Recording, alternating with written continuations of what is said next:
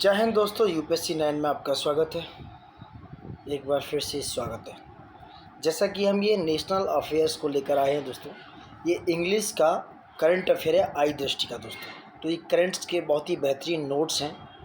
तो अभी हम कंट्री का जो पॉलिटिकल और सोशियो रिलीजियस एजुकेशनल इवेंट्स और बहुत सारे मिनिस्टर्स के साथ जो भी इंसिडेंट हुए हैं नेशनल अफेयर्स में, करंट के अफेयर्स में, उन सब की चर्चा करेंगे दोस्तों। तो ये हमारा पहला ही जो चैप्टर है ये है पॉलिटिकल एंड नेशनल अफेयर से रिलेटेड दोस्तों। ठीक है, इसको कंप्लीट करेंगे। ये डिटेल वाला है, वन लाइनर को हम बराबर कर रहे हैं, जिसमें 2 वीडियो हमारे कंप्लीट हो चुके हैं। बाकी के वीडियो जल्दी आपको मिल जाएंगे दोस्तों। ठीक है, तो आप प्लेलिस्ट में जाके चेकआउट कर सकते हो। तो स्टार्ट करते हैं कि त्रिपुरा जो है डिक्लेयर्ड हो चुका है फुली लिटरेट स्टेट दोस्तों। देखो, हिंदी और इंग्लिश मिक्स करके पढ़ाएंगे। टोटली इंग्लिश पढ़ाएंगे तो वो रीडिंग जैसा लगता है। ठीक है, रीडिंग जैसा लगता है तो वो रीडिंग तो आप पीडीएफ लेके खुद भी कर सकते हो। ठीक है, अभी हम समझाएंगे बाईलैंग्वेज दोस्तों। त्रिपुरा जो है फुली लिटरेट स्टेट डिक्लेयर हो चुका है और त्रिपुरा रिसेंटली हुआ है। कब हुआ है? 23 जून 2025 को त्रिपुरा डिक्लेयर्ड हुआ है फुली लिटरेट स्टेट। किसके अंडर में? उल्लास योजना है जो 2022 में आई थी दोस्तों। नव शिक्षा साक्षरता कार्यक्रम है ये उल्लास। इसकी फुल फॉर्म अगर हम बताएं तो ये होती है understanding life long learning for all in society. ठीक है, दैट इज उल्लास दोस्तों।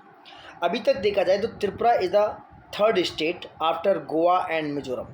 अगर सबसे पहले पूछा जाए तो कौन सा स्टेट था जो फुली लिटरेट स्टेट बन चुका है दोस्तों, तो पहले नंबर पर मिजोरम, दूसरे पे गोवा, अब बन चुका है आपका त्रिपुरा।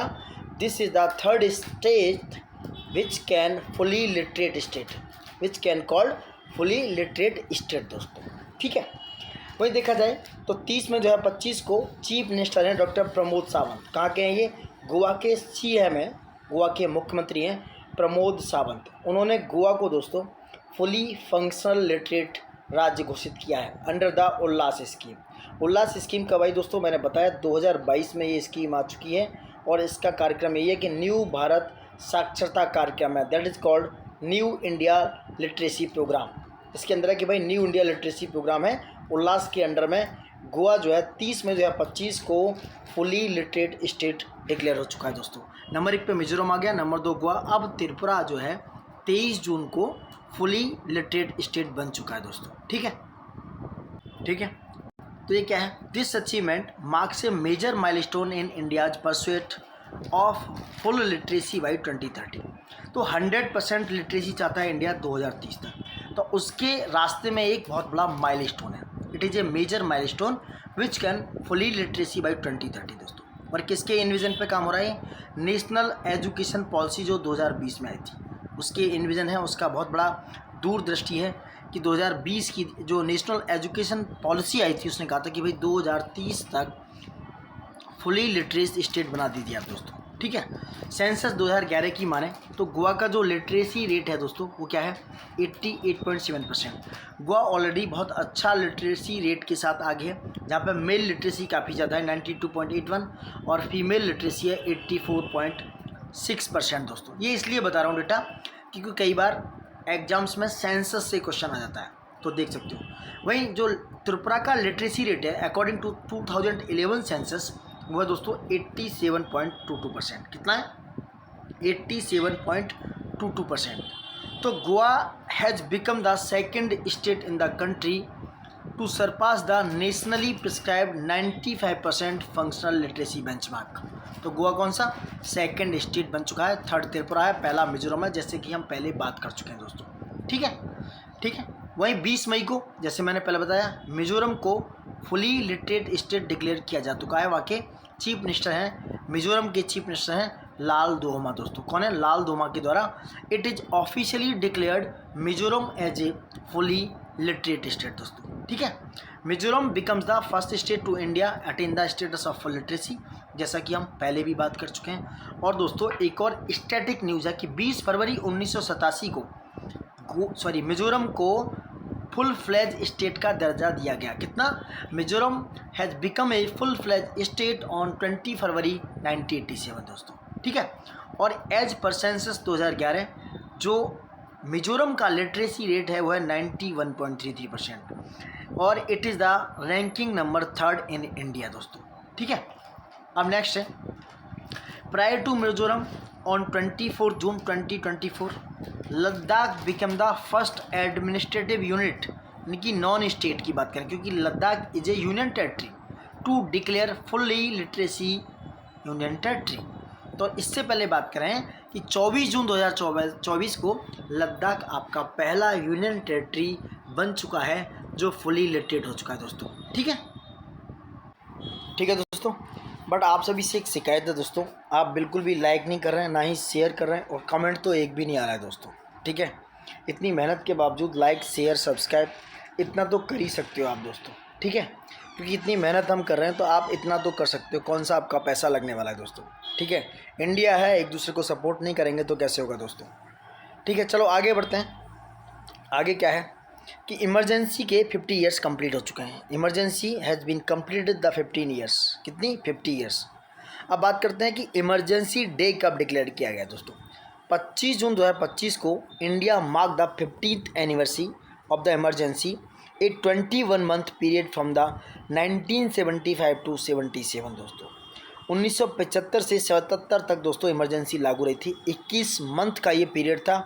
तो इस तरीके से ये जो इमरजेंसी 75 में लागू की गई थी उसकी 50वीं एनिवर्सरी मनाई जा रही दोस्तों। ठीक है, वहीं इलाहाबाद हाई कोर्ट्स की माने तो 12 जून 1975 को एक वर्डिक्ट दिया गया था इंदिरा नेहरू गांधी वर्सेस श्री राज नारायण केस में। तो इंदिरा नेहरू गांधी वर्सेस श्री राज नारायण केस आया था 1975 में। इन्होंने इनवैलिडेट कर दिया कि the prime minister that is Indira Gandhi's 1971 election for electoral malpractice led to the proclamation of national emergency on June 25, 1975 दोस्तों। ठीक है, तो उन्होंने क्या किया, माल प्रैक्टिस के बेस पे इलेक्शन को क्या किया, डिक्लेयर कर दिया इनवैलिडेट दोस्तों। ठीक है, अब कुछ थोड़ा स्टैटिक है, इमरजेंसी प्रोविज़न क्या है वैसे तो आप सबको पता होंगे, फिर भी मैं एक बार बता देता हूँ। आर्टिकल 352 में नेशनल इमरजेंसी की बात की गई है कॉन्स्टिट्यूशन ऑफ इंडिया में। द प्रेसिडेंट मे जो शब्द है, जो मे वर्ड है दोस्तों, ये ना एक तरीके से संशय में डालता है कि it might be possible, it might not be possible. ठीक है, तो the president may on the advice of the council of minister that is headed by the PM issue A proclamation of emergency, यानी कि president जो साहब है हमारे council of minister की सहायता से, जो पीएम उसको हेड करते हैं, एक इमरजेंसी डिक्लेयर कर सकते हैं। क्यों? अगर सिक्योरिटी ऑफ इंडिया और any part of the country of India is threatened by, 3 word बता रहा हूँ, बहुत इंपॉर्टेंट है।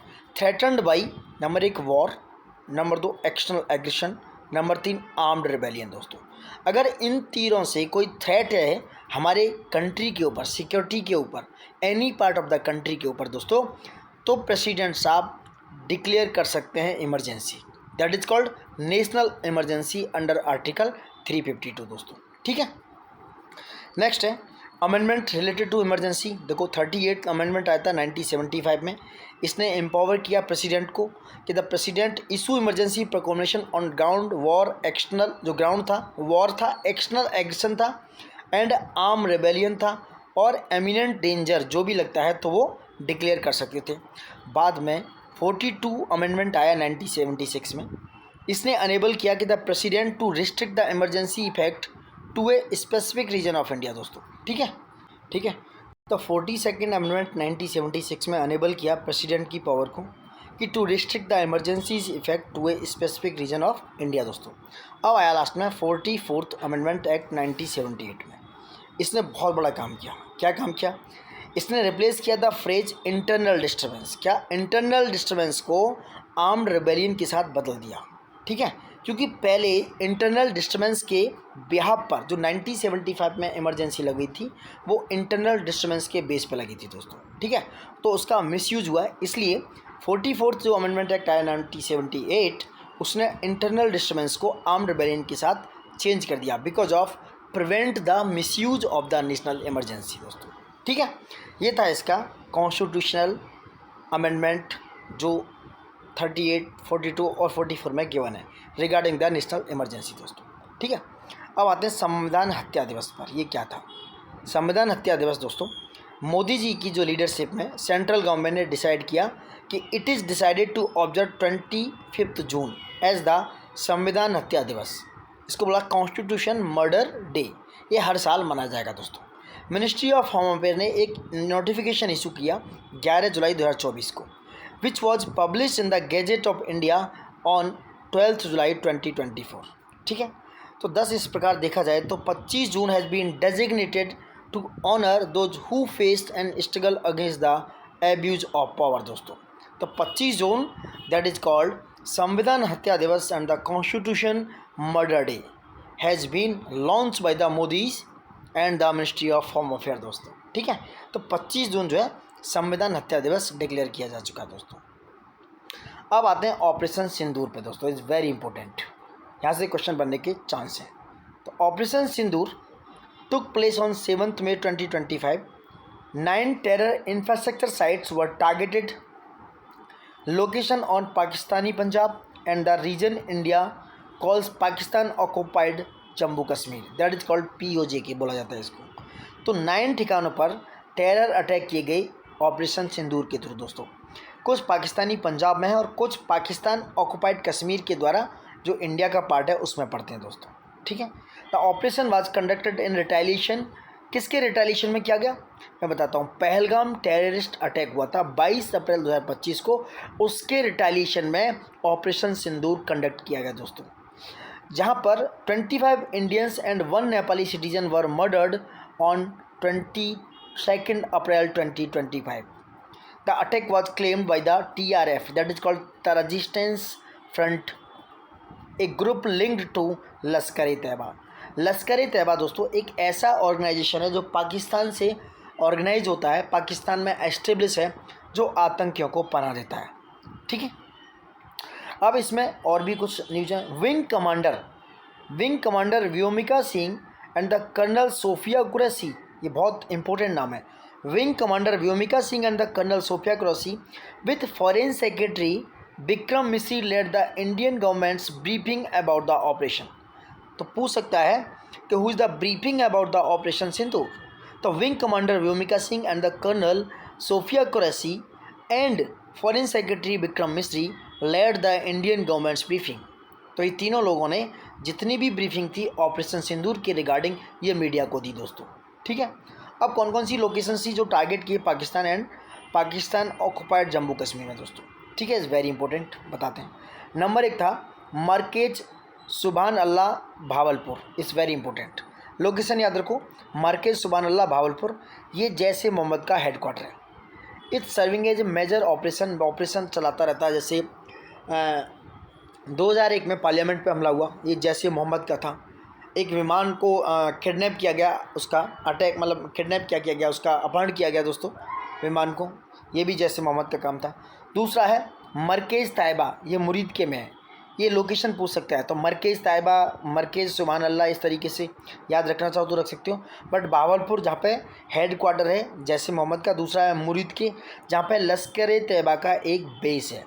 ठीक है, यहाँ पे प्लानिंग एंड कोऑर्डिनेटिंग होता है क्रॉस बॉर्डर अटैक के लिए मुरीद के में। तीसरा है मेमूना जोया, ये सियालकोट में दोस्तों, ये हिजबुल मुजाहिदीन का कैंप है, यहाँ पे militant training and logistic supports provide किया जाता है सियालकोट में दोस्तों। नेक्स्ट है मरकेज एले हदीत बारनाला में। ठीक है, ये भी क्या है, लश्कर-ए-तैयबा का लिंक्ड रिलीजियस इंडोक्ट्रिनेशन हब है दोस्तों। ये जो एक्सट्रीमिस्ट होते हैं उस आइडियोलॉजी को प्रमोट करते हैं, जो जिहादिस्ट आइडियोलॉजी है उसको प्रमोट करते हैं। कहाँ पे, बरनाला में दोस्तों, मरकेज एले हदीत। ठीक है, इफ़ आई एम रॉन्ग, मेरी जो प्रोनाउंसिएशन गलत है उसके लिए सॉरी, अगर ऐसा हो रहा है तो। नेक्स्ट है सैयदना बिलाल कैंप, ये है मुजफ्फराबाद में दोस्तों, ये भी जैश ए मोहम्मद का एक ट्रेनिंग सेंटर है which focus on the equipping militants for cross border operations, ये इक्विपमेंट प्रोवाइड कराता है दोस्तों। नेक्स्ट है सवाई नाला कैंप मुजफ्फराबाद, ये भी मुजफ्फराबाद में है। ए ऑपरेशनल यूनिट है लश्कर-ए-तैयबा की which can involve in the attack planning, जो अटैक प्लानिंग में इन्वॉल्व रहता है दोस्तों। नेक्स्ट है मरकेज रहील सईद कोटली में, ये लोकेशन जो कोटली है इस तरीके से याद रखना। तो हिजबुल मुजाहिदीन सेंटर है जो कोऑर्डिनेट करता है मिलिटेंट की एक्टिविटीज़ पे, जहाँ वो रीजन है जहाँ पे वो करने वाले हैं, इस तरीके से। नेक्स्ट है मरकेज अब्बास, ये भी कोटली में है, ये भी जैश ए मोहम्मद का सेफ हाउस है। दूसरा है सर्जल फैसिलिटी, ये तेहरा कलान में है, ये क्या है, सिक्योर्ड लोकेशन है जहाँ पर वेपन्स आईईडी स्टोरेज किए जाते हैं। जहाँ पर वेपनरीज को स्टोरेज किया जाता है वो है क्या है, सर्जल फैसिलिटी तेहरा कलान में दोस्तों। ठीक है। नेक्स्ट 10 मई 2025 का आंकड़े की बात करें, डेटा की बात करें, Pakistan launch an operation. Retaliation में पाकिस्तान ने एक ऑपरेशन लॉन्च किया, उसका नाम रखा गया ऑपरेशन बनियान अल मरसूस। क्या रखा गया, Bunyan al Marsoos. Targeting several Indian military camps, military bases. आपने देखा होगा उस समय न्यूज़ में अनंतनाग में बहुत सारे बेचारे सिविलियंस मारे गए थे इसी बेवकूफ़ी की वजह से, और इन्होंने एक गुरुद्वारा है वहाँ पे अटैक किया था। Between the 7th May and the 10th May 2025 multiple drone incursions were reported across various location, union territory of Jammu Kashmir, state of Punjab, Rajasthan and Gujarat. तो बहुत सारे ड्रोन अटैक इन बेवकूफ़ों की वजह से देखे गए उस समय दोस्तों। ठीक है। नेक्स्ट आते हैं आप कुछ और चीज़ें देखते हैं। आप देखते हैं जो डीजीएमओ के हेड हैं, director general of military operations के जो लेफ्टिनेंट जनरल हैं राजीव गई, जो हेड थे राजीव गई, on the 11th May 2025 brief the media on the Indian army's precision strikes under the operation Sindoor. तो ऑपरेशन सिंदूर की जो आर्मी की प्रिसीजन स्ट्राइक्स थी उसको ब्रीफ किया मीडिया के लिए डीजीएमओ हेड मिस्टर राजीव गई। On 10th May 2025 India Pakistan agree to a conditional ceasefire, The ceasefire agreement was mediated successfully by the United States as claimed by the President of United States Donald Trump। ये भी एक बहुत बड़े नमूने हैं। ठीक है, इन्होंने खुद ही डिक्लेयर कर दिया ये सीज फायर। ठीक है भाई, मैं तो नमूना ही बोलूँगा, आप जो बोलना चाहो बोल सकते हो, डेमोक्रेसी है, फ्रीडम राइट्स हैं।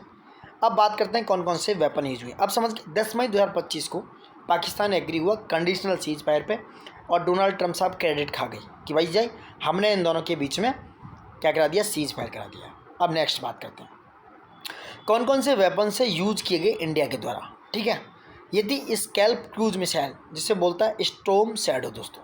ये स्कैल्प क्रूज मिसाइल थी, इसको यूज किया गया इंडिया के द्वारा, और इसको जो मैन्युफैक्चरिंग करने वाली कंपनी है वो यूरोपियन कंपनी है, यूरोपियन डिफेंस कंसोर्टियम के द्वारा इसको क्या किया गया था, मैन्युफैक्चर किया गया था स्कैल्प क्रूज मिसाइल। इसका जो लॉन्च प्लेटफॉर्म है ये राफेल जो फाइटर जेट है फ्रांस के द्वारा बनाया गया है, जो इंडिया के पास है। ये राफेल फाइटर जेट से स्कैल्प क्रूज मिसाइल को छोड़ा गया दोस्तों। इसकी रेंज की बात करें तो रेंज अप्रॉक्स इसकी रेंज है 500 किलोमीटर। इसका पर्पज़ क्या है, it is designated for deep strike missions targeting high value stationary assets such as fortified bunkers command centres. तो ये क्या है, टारगेट कर सकती है ये स्कैल्प क्रूज मिसाइल दोस्तों। नेक्स्ट था हैमर प्रिसीजन गाइडेड बॉम्ब। ये मैन्युफैक्चरिंग किया है Safran electronics and defence, France की कंपनी है। ठीक है, लॉन्च प्लेटफॉर्म इसका भी राफेल जेट फाइटर था। इसकी रेंज है 15 to 17 किलोमीटर। ये रेंज पूछ सकते हैं एग्जाम्स में, कुछ नहीं पता इन्हें, खुद से कुछ नहीं पता, लेकिन ये एग्जामिनर कुछ भी पूछ सकते हैं दोस्तों। तो इसकी रेंज है हैमर प्रिसीजन गाइडेड बम की 15 से 70 किलोमीटर। डिपेंड करता है वेरिएंट किस तरीके से है, किस एल्टीट्यूड से इसको रिलीज किया जा रहा है। इसका पर्पज़ क्या है, it is engaging a medium range targets including mobile और dynamic threats with high precision दोस्तों। इसका जो प्रिसीजन रेट है इज़ वेरी हाई। ठीक है, modular design accommodating various bomb size 125 kilo to 1000 kilogram दोस्तों। ठीक है, अब नेक्स्ट था लॉइटरिंग म्यूनिशंस क्या थे। ये कामिकाजे ड्रोन बोला गया, इज़ वेरी लाइमलाइट में थे उस समय। ठीक है, it's very precise, kamikaze drones very precise, और ये बहुत ही ज़्यादा उस समय न्यूज़ में थे, तो इनको बोला गया लॉइटरिंग म्यूनिशंस दोस्तों। जैसे कि नागशस्त्र की बात करें, किसकी, Nagastra one develop by Solar Industries Warmate system के द्वारा डेवलप किया गया है। पर्पज़ था combining surveillance and the strike capabilities. These drones loiter over target areas, identify threats and execute precision strikes दोस्तों। ठीक है, नेक्स्ट आते हैं BrahMos is very powerful weapons of India. तो ब्रह्मोस सुपरसोनिक क्रूज मिसाइल का लॉन्च किया गया, ब्रह्मोस से अटैक किए गए।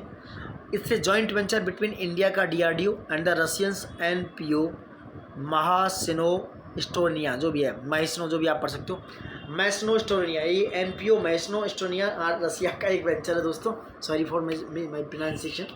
और इसका लॉन्च प्लेटफॉर्म है, आप land, sea, air and submarine कहीं से भी इसको छोड़ सकते हो।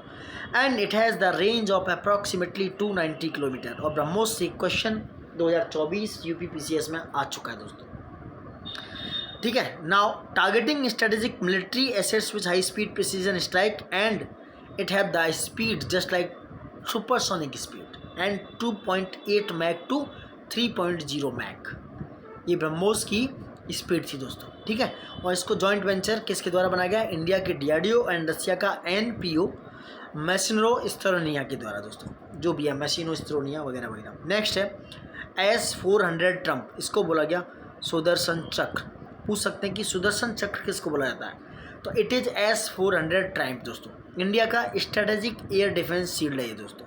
क्या है? Strategic air defence shield. इसको मैन्युफैक्चरिंग क्या है?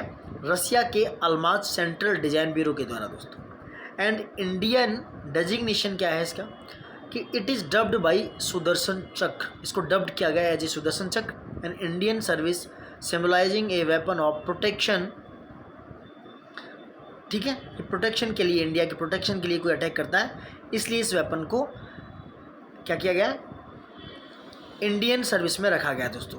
तो इसका नाम है सुदर्शन चक्र या इसको S-400 ट्रम्प बोला गया दोस्तों, ठीक है। इसका डिप्लॉयमेंट क्या है? India sign a deal with worth approximately 35,000 crore, around $5.4 billion दोस्तों। It's a biggest budget in 2018, ये याद रखना। कब? 2018 में, ये डेट याद रखना, मतलब ईयर्स याद रखना। सॉरी, इंडिया एक डील किया अप्रॉक्सीमेटली 35,000 करोड़ का 2018 में to procure 5 squadron of the Russians made S-400 Triumf air defence missile system, ठीक है।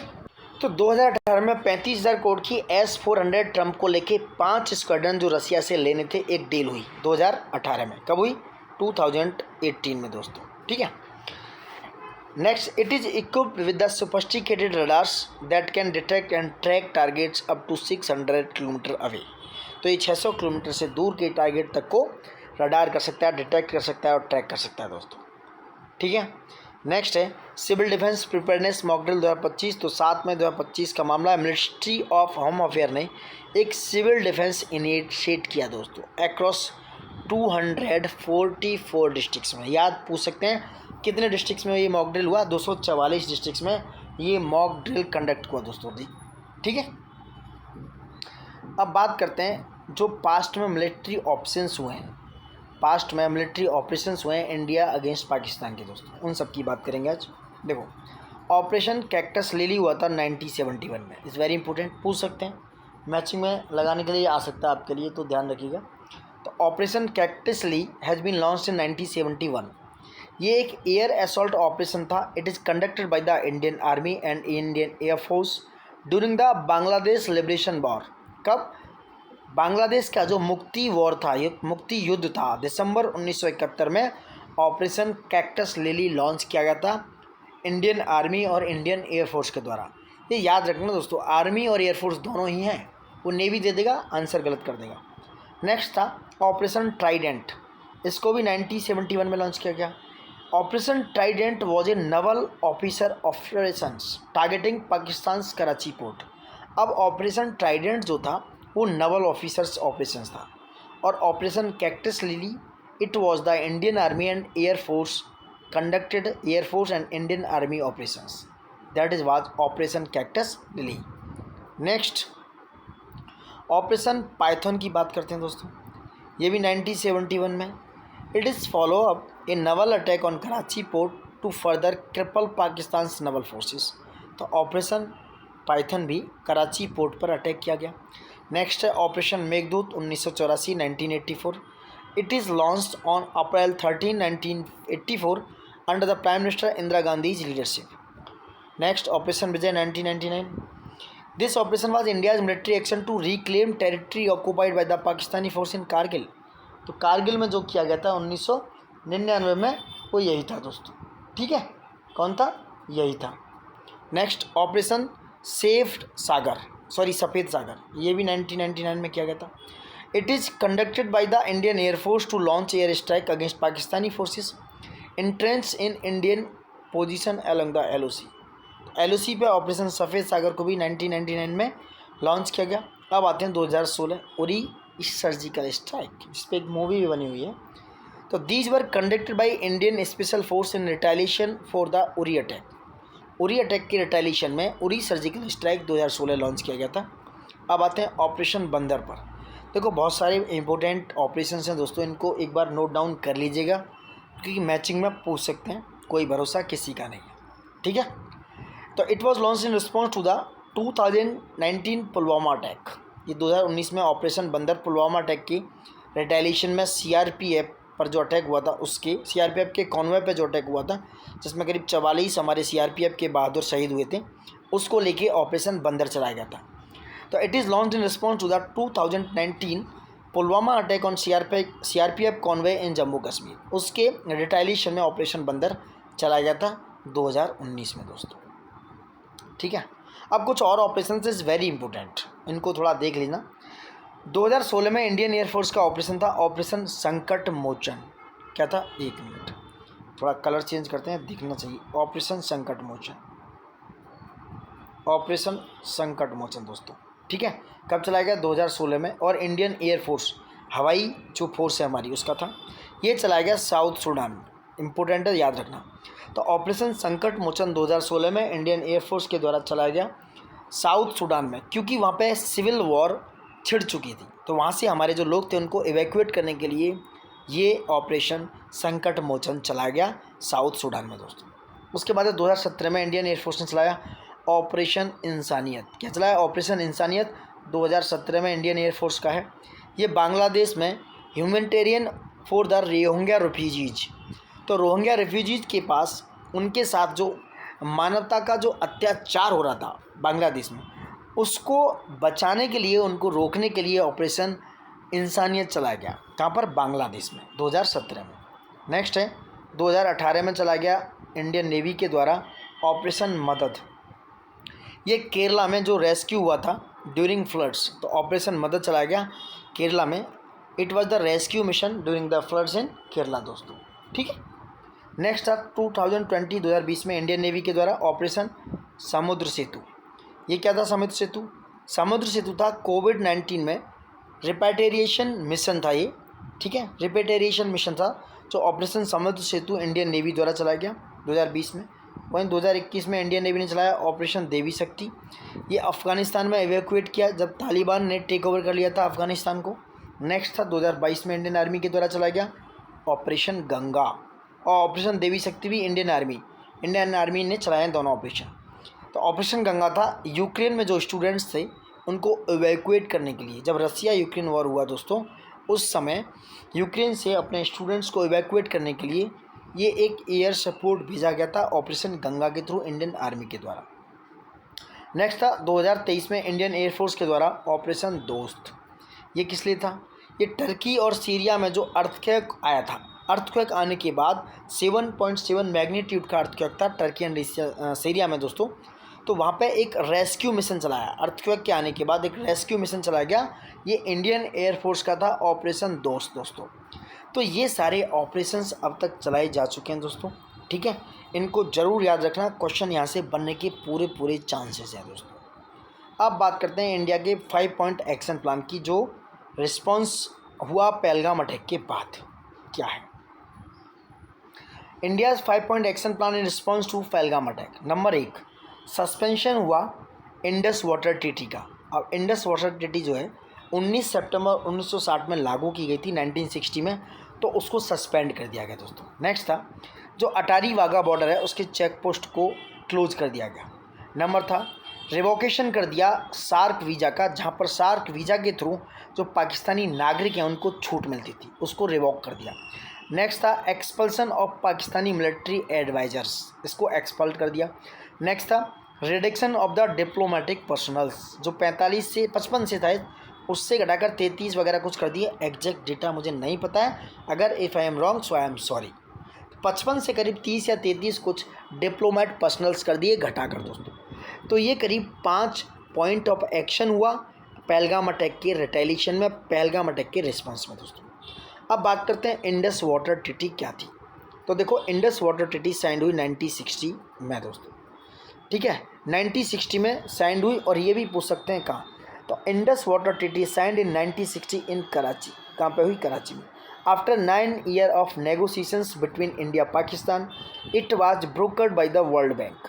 तो इसका ब्रोकर्ड कौन है? World bank. इसके कुछ की प्रोविजंस थे जो इसमें लिए गए। जो ईस्टर्न रिवर हैं दोस्तों, रावी ब्यास सतलज, तो रावी ब्यास सतलज का जो पानी है it was allocated to India for unrestricted use, कोई रिस्ट्रिक्शन नहीं था, तो रावी ब्यास सतलज का जो पानी है इंडिया यूज कर सकता था। वहीं वेस्टर्न रिवर्स हैं Indus, Jhelum, Chenab, it was reserve for Pakistan but it is granting access to nearly 80% of the Indus systems total water flow. 20% water का यूज इंडिया भी कर सकता था। इस तरह के कुछ उसमें क्लॉजेस थे दोस्तों। और ये वर्ल्ड बैंक ने क्या किया? ब्रोकर्ड किया था। Because of international bank for reconstruction and development ने इसको ब्रोकर्ड किया था। उस समय ये IBRD के नाम से जाना जाता था, अब हो गया वर्ल्ड बैंक। अब क्या है? नॉन सस्पेंशन क्लॉज क्या था? Even during Wars the treaty remains operative. ऐसा ये एक क्लॉज था कि भाई अगर वॉर होती है तब भी इस ट्रीटी को क्या है? सस्पेंड नहीं किया जाएगा। But India suspension marks the first ever suspension of the treaty since 1960। India ने पहली बार ऐसा किया 1960 के बाद। क्यों? The move draw upon article 62 of the Vienna convention on the law of treaties. ये जो वियना कन्वेंशन की लॉ ऑफ ट्रीटीज हैं, ये मूव आर्टिकल 62 में गिवन है। जो वियना कन्वेंशन है कि इस तरह की सिचुएशन में आप ड्रॉ कर सकते हो, ट्रीटी को सस्पेंड कर सकते हो। वैसा ही हमने किया, वैसा ही हमारे इंडियंस जो लीडर्स हैं उन्होंने ऐसा किया, और ये बहुत ही सही कदम था दोस्तों। इसमें कोई भी गुरेजी नहीं है, कोई भी प्रॉब्लम्स नहीं है। अब आते हैं वक्फ अमेंडमेंट एक्ट 2025 पे। बहुत ज़्यादा इंपॉर्टेंट तो नहीं है, बट इसकी डेट देखते हैं। वक्फ अमेंडमेंट बिल जो है दोस्तों लोकसभा में पास हुआ 3 अप्रैल 2025 को, ठीक है। लोअर हाउस में इसको पास किया गया 3 अप्रैल 2025 को। इसके फेवर में वोट पड़े 288 और इसके अगेंस्ट में वोट आए 232। देखा, डेटा याद रखो। और इसको द मुसलमान वक्फ रिपील बिल 2024 पास किया गया। अपर हाउस ने इस बिल को पास किया 4 अप्रैल 2025 को दोस्तों, ठीक है। उसके बाद ये प्रेसिडेंट की असेंट्स के लिए भेज दिया गया दोस्तों, ठीक है। और प्रेसिडेंट ने इस पर असेंट दे दी अगले दिन, यानी कि 5 अप्रैल को। अब वक्फ क्या है ये आप पढ़ना चाहो तो पढ़ लेना। It is A perpetual endowment made by A Muslim for religious price for और चैरिटेबल पर्पज। तो चैरिटेबल पर्पज़ के लिए, कम्युनिटी के वेलफेयर के लिए, एजुकेशन, हेल्थ, स्पिरिचुअल वगैरह के लिए ये वक्फ बोर्ड बनाया गया था दोस्तों, ठीक है। अब आगे आते हैं इसके कुछ और पॉइंट्स पे। पहले वक्फ बोर्ड की प्रॉपर्टी कब होती थी? तो जो India Waqf properties are manage and regulated under the Waqf act 1995। तो 1995 का जो वक्फ एक्ट था उसके हिसाब से वक्फ बोर्ड और उसके रेगुलेशन उसको मैनेज कर रहे थे, उसको रेगुलेट कर रहे थे। And through central the state Waqf board बने हुए थे दोस्तों इसमें, ठीक है। Charitable and religious endowments fall under the entry 28 concurrent list का मामला आ गया इन द 7th शेड्यूल में। ये भी याद रख सकते हो कि जो चैरिटी है और जो रिलीजियस एंडोमेंट्स आते हैं ये कंकेंट लिस्ट का मामला है 7th schedule of the constitution में, ठीक है।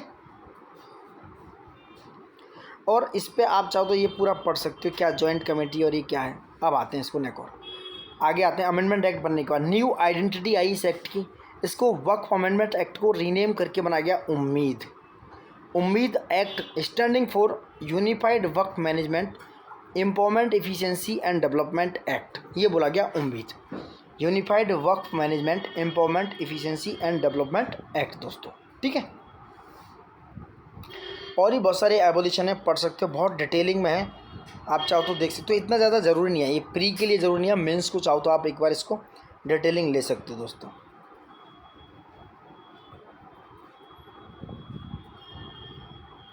ठीक है दोस्तों, तो काम का पढ़ो तो ज़्यादा बेहतर है। बाकी का कोई स्कॉलर बनना है तो आप पूरा इसमें पढ़ सकते हो, गिवन है, ठीक है।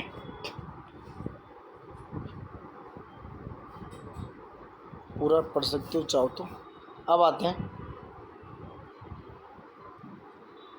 Digital access as a fundamental right, कि भाई आपको डिजिटली जो है एक्सेस करने का जो राइट है वो फंडामेंटल राइट बन चुका है दोस्तों। एक लैंडमार्क जजमेंट आया 30 अप्रैल 2025 को। Supreme court of India significantly expanded the interpretation of article 21। आपने देखा होगा समय समय पर जो है सुप्रीम कोर्ट अपने इंटरप्रिटेशंस में, अपने जजमेंट्स में आर्टिकल 21 को एक्सपेंड करता आ रहा है दोस्तों, ठीक है, वैसा ही इस बार हुआ। 30 अप्रैल 2025 को इंटरप्रिटेशन हुआ आर्टिकल 21 का of the constitution. It was declaring that the right to digital access is an intrinsic component of the right to life and personal liberty दोस्तों। ठीक है, तो उन्होंने बोला कि ये जो डिजिटल एक्सेस का राइट है, ये पर्सनल लिबर्टी जो राइट आर्टिकल 21 में है, right to life and personal liberty के पार्ट में उसका ही एक कंपोनेंट है दोस्तों। Right to life and personal liberty का ही एक इंट्रेंसिक यानी कि अंतर्निहित उसमें गिवन कंपोनेंट है। तो right to digital access is a intrinsic right under the life and personal liberty article 21। और ये जजमेंट किसने दिया? जस्टिस आर, एक मिनट भाई, ये सब तो पता नहीं कितना इरिटेटिंग हो जाता है। Justice R Mahadevan with justice JB Pardiwala, ये उनकी बेंच थी। 2 जजेस थे, justice R Mahadevan and justice JB Pardiwala ने बोला कि जो राइट टू डिजिटल एक्सेस है, it is the intrinsic component of the right to life and personal liberty दोस्तों। ठीक है, ये क्यों आया? This judgment originated from the 2 significant PIL, 2 PIL दायर की। नंबर 1 प्रज्ञा प्रसम, ये आ सकता है कि कौन सा केस था, किस जजमेंट में ऐसा हुआ, तो ये था Pragya Prasun versus Union of India 2024 यानी कि 2024। नेक्स्ट था Amar Jain versus Union of India 2025। तो 2 केसों में ऐसा बोला गया। नंबर 1 था Pragya Prasun and Union of India, दूसरा था Amar Jain versus Union of India 2025। तो digital access as a fundamental right because the supreme Court emphasise that in the modern era access to essential service like governance, education, healthcare and economic opportunities is increasing mediated through digital platforms। क्योंकि ज़्यादातर अब digitally use हो रहा है दोस्तों, इसलिए digital access होना भी एक फंडामेंटल राइट है because it is A part of the essential service. ठीक है दोस्तों, ये सारी बातें बोली गई इन जजमेंट में, इसलिए आपका डिजिटल एक्सेस क्या हो गया, ये फंडामेंटल राइट बन चुका है। Therefore, the right to life under Article 21 must be reinterpreted to include the right to digital access। ठीक है, right to digital access। अब right included under Article 21 after the judicial interpretation, कौन कौन से rights हैं जो अंडर 21 में articles में जोड़े गए हैं दोस्तों? नंबर 1 राइट टू लिवलीहुड, ये जोड़ा गया Olga Tellis versus Bombay municipal corporation 1985 के द्वारा दोस्तों। ठीक है, उसके बाद आया राइट टू क्लीन इन्वायरमेंट। देखो, right to livelihood, right to clean environment, right to education, right to privacy, right to die with dignity, ये सब आर्टिकल 21 के इंटरप्रिटेशन हैं। ये आर्टिकल 21 के अंडर क्या है, फंडामेंटल राइट्स हैं, याद रखना। ठीक है, अब राइट टू क्लीन इन्वायरमेंट को Subhash Kumar versus State of Bihar 1991 में आया, 1991 में। Right to education prior to article 21 ये आया Mohini Jain versus State of Karnataka में, Mohini Jain versus State of Karnataka में। राइट टू प्राइवेसी आया Justice KS Puttaswamy versus Union of India 2017 में। और right to die with dignity is also part of the article 21, ये आया Common Cause versus Union of India 2018। Common cause एक NGO है शायद, उसके ब्याह पर ये केस बना कि भाई right to die with dignity is also a fundamental right under article 21। तो ये आया 2018 के इंटरप्रिटेशन के बाद। ये अब तक के जजमेंट थे, जुडिशियल इंटरप्रिटेशन हुई और ये निकल कर आए दोस्तों। ठीक है, अब आते हैं कास्ट इनोमिनेशन पर दोस्तों। किस पर आते हैं? Cast enumeration in upcoming census, कि भाई जातीय जनगणना होगी अगली सेंसस में जो होने वाली है।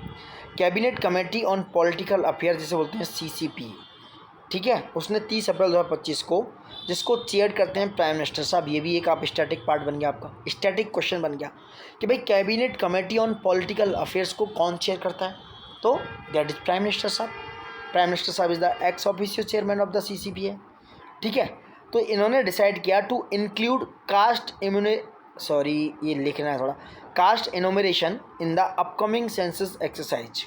क्या है? Caste enumeration in the upcoming census exercise, marking a significant shift in India's approach to demographic data collection दोस्तों। ठीक है ना, ओके। अब आते हैं इसका हिस्टोरिकल ऐतिहासिक कॉन्टेक्स्ट क्या है कास्ट डेटा को लेकर। ठीक है। India was conducted during the 1931 census. Caste data collection जो है 1931 के आसपास कलेक्ट हुआ। Although caste information was also collected in the 1941 census because it was not published due to the impact of world war second, क्योंकि उस समय world war second चल रहा था, इसलिए 41 सेंसस का डेटा रिलीज नहीं हुआ, पब्लिश नहीं हुआ। फिर 1951 1951 के बाद दिखा है India census was consistently including data on SC and ST. However, caste data for other backward classes has been mostly absent. भैया बात ये आई कि 1951 के बाद टाइम की कमी हो सकती है, ठीक है, लोगों की कमी हो सकती है, फोर्स की, लेबर की कमी हो सकती है, वर्कर्स की कमी हो सकती है। उसके चलते SC और ST के डेटा को इंक्लूड किया गया कंसिस्टेंटली, बट OBC के डेटा को मोस्टली एब्सेंट रखा गया दोस्तों। The lack of detailed caste data has led to the uncertain estimate of the OBC population in India. क्या हुआ? इसकी वजह से बहुत सारे अनसर्टेन एस्टिमेट आए OBC पॉपुलेशन इन इंडिया में, ठीक है। अब मंडल कमीशन आया 1979 में। It is estimated the OBC population at 52%। After that in 2011 the socio economic caste census aimed to collect comprehensive caste data for better welfare targeting. However, much of its caste specific data remains unpublished. तो 2011 में भी ऐसा हुआ कि जो बहुत सारा data था कास्ट स्पेसिफिकली था, वो डेटा पब्लिश ही नहीं हुआ।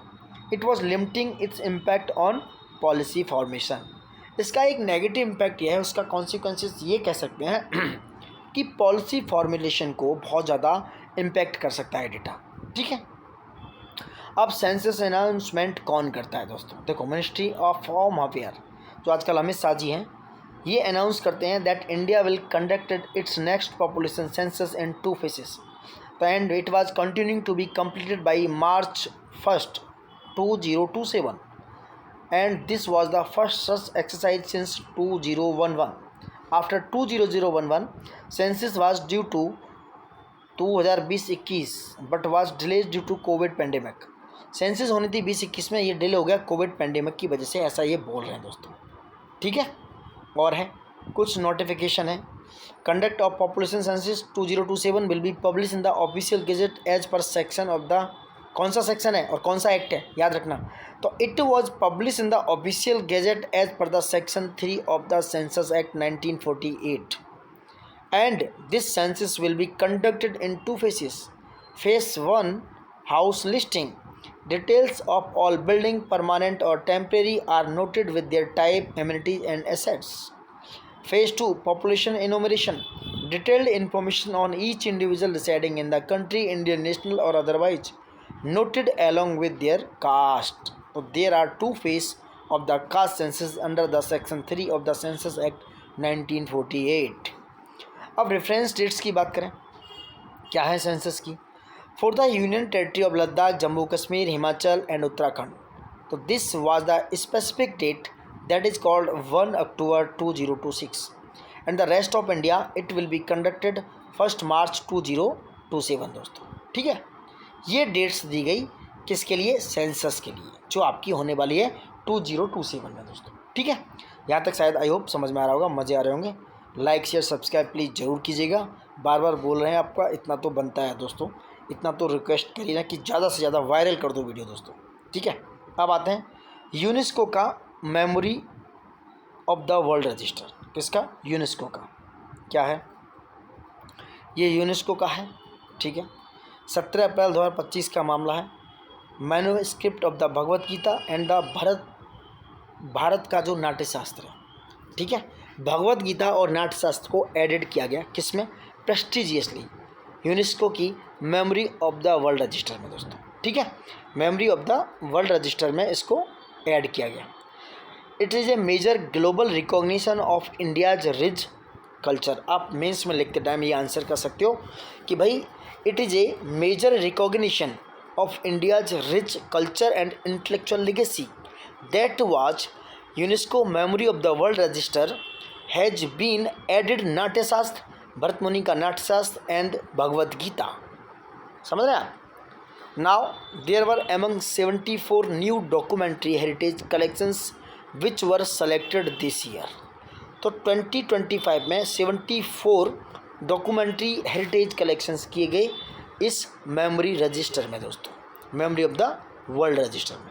टोटल नंबर ऑफ देखा जाए आउटले वर्ल्ड रजिस्टर में है तो वो पहुंच चुके हैं 570, याद रखना, पूछ सकते हैं। अब बात करते हैं भगवत गीता के बारे में। तो भगवत जो गीता है it is a sacred philosophical dialogue embedded in the Bhishma Parva. ये चैप्टर नंबर 23 से लेकर 40 तक है इंडियन इपिक यानी कि महाकाव्य महाभारत में, ठीक है। तो भगवत गीता जो स्केर्ड फिलोसफिकल डायलॉग और ये भीष्म पर्व 23 चैप्टर से 40 तक है इंडियन महाकाव्य महाभारत में दोस्तों। और इसमें इतने 700 वर्सेज और 18 चैप्टर हैं, ये देख लेना, इतना ज़्यादा तो नहीं है। And number 1 thing, it is set on the battle field of Kurukshetra featuring A conversation between Lord Krishna and Arjun, जहाँ पर कृष्णा जी अर्जुन को समझा रहे हैं कि भैया कर्म करो, फल की चिंता मत करो। घर योग, महायोग नहीं, ये मोहब्बत योग वियोग में मत पड़ो, ऐसा कुछ था समथिंग। अब बात करते हैं नाट्यशास्त्र की। नाट्यशास्त्र क्या है दोस्तों? Natyashastra it is a sage Bharat Muni का एक एट्रीब्यूट है and it is the ancient treatise on performing arts believed to have been compiled around the 2nd century BC। तो ये कब कंपाइल हुआ? 2nd सेंचुरी BC में। और ये भरत मुनि का एक बहुत ही बड़ा एट्रीब्यूट है, इसमें आर्ट्स है, इसमें डांस है, बहुत सारी कंपाइलेशन है इसका, ठीक है। तो this manuscript is preserved at the Bhandarkar oriental research institute in India. और ये भंडारकर ओरिएंटल रिसर्च इंस्टीट्यूट कहाँ है? ये बॉम्बे में पड़ता है दोस्तों। अब memory of the world register की बात करें तो it was launched in 1992। The register has been updated biannually since 1997 with exception between 2017 and 2023. UNESCO Memory of the World Register aims to preserve and promote valuable historical documents and manuscripts of global importance. ये memory of the world register का काम है under the UNESCO और ये launch हुआ 1992 में। अब India का कंट्रीब्यूशन क्या है यूनेस्को के Memory of the world register में? India has made 14 submission to the register after inclusion of the Bhagavad Gita and Natyashastra, including 2 joint entries with other nations दोस्तों, ठीक है। India's entries Spain ancient scripts, philosophical works and the modern political archives। अब बात करें कौन कौन से हैं, बहुत इंपॉर्टेंट है। नंबर 1 है Rigveda, it was added in 2007 में। Number 2 works of Shaivite philosopher Abhinav Gupta added in 2023, जो शैव फिलोसफर थे, यानी कि शैवित मतलब शैव धर्मा से रिलेटेड। नेक्स्ट था archive of the first non alignment movement summit जो बेलग्रेड में हुई 1961 में, इसको 2023 में ऐड किया गया। Archives of the Dutch east India company, इसको भी 2003 में ऐड किया गया था दोस्तों। तो these are the submission from India side to the UNESCO's memory of the world register, ठीक है। This is the India contribution. You can see, you can watch whatever you want to do, you can see दोस्तों। तो ये complete था UNESCO का memory world register का मामला। अब आगे बढ़ते हैं। अब हुआ भैया Delhi election, Delhi legislative election था, बहुत इंपॉर्टेंट है।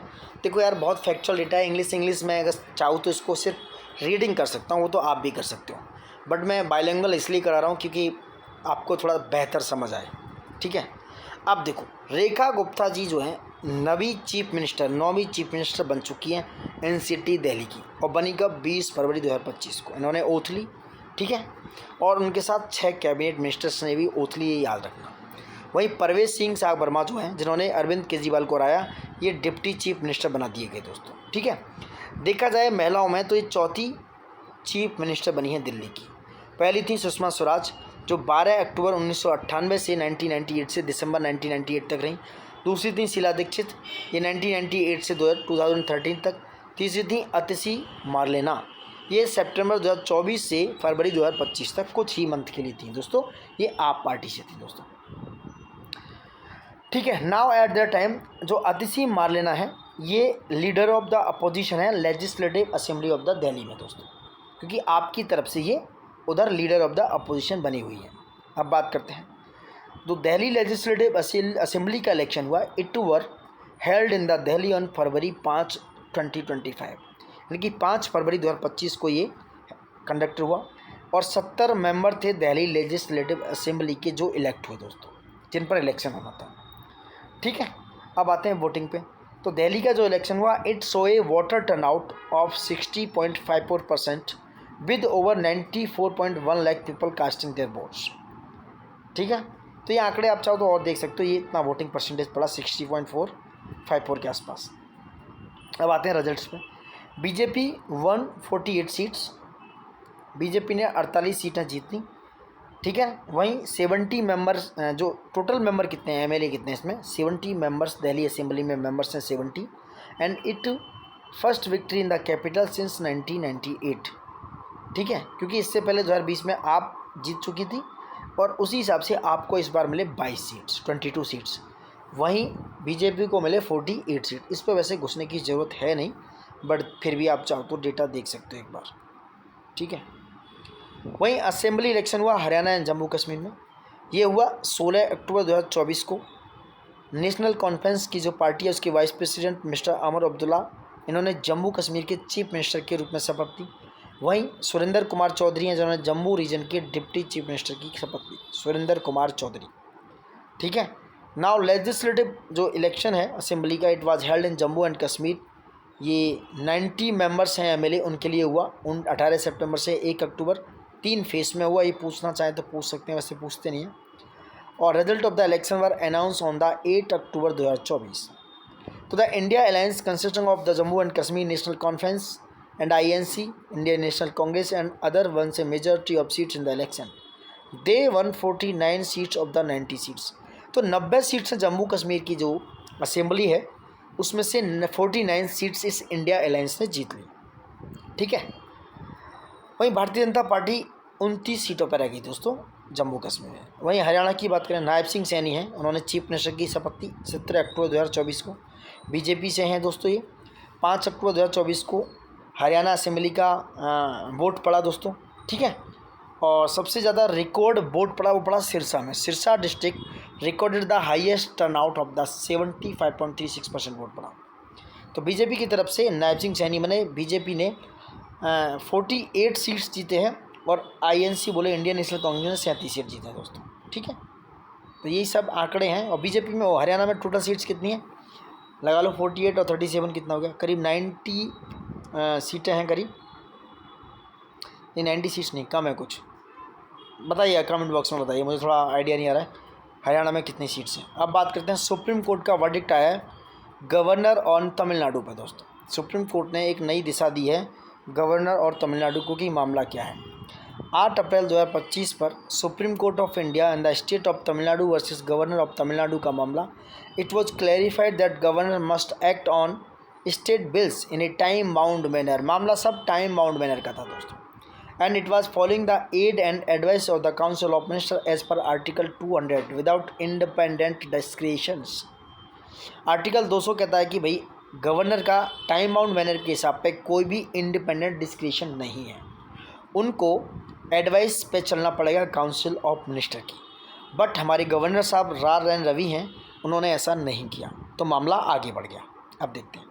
On 15 May 2025 President Murmu under article 143 of clause A has made point reference to the supreme court for his consideration that can Supreme Court stipulate any time frame. तो 143 जो है, जो advice of the president देता है, उसमें president Murmu साहब ने पूछा कि क्या सुप्रीम कोर्ट को ये राइट है कि वो टाइम फ्रेम स्टिपुलेट करे। तो उन्होंने बताया कि the ruling by Justice JB Pardiwala and the R Madhavan की एक बेंच बैठी and the limits of the governor's rule and reset the primacy of the elect state government in the federal democracy and the federal democracy is a part of the BSD basic structure doctrine. So governor cannot breach it, cannot violate it. फिर 8 April 2025 को court का judgement आया दोस्तों। At least 3 रास्ते governor साहब को दिखाए गए सुप्रीम कोर्ट के द्वारा। 8 अप्रैल 2025 को अनप्रेसिडेंटेड 3 रास्ते बताए गए। पहला था, इट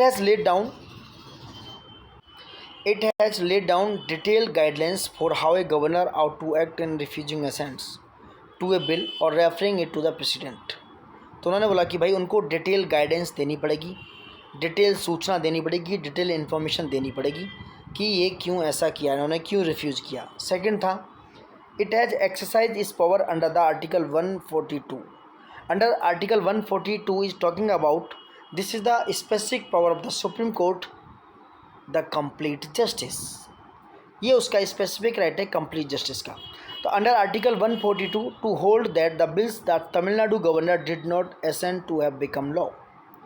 थर्ड था, it has given itself the power to issue a mandamus.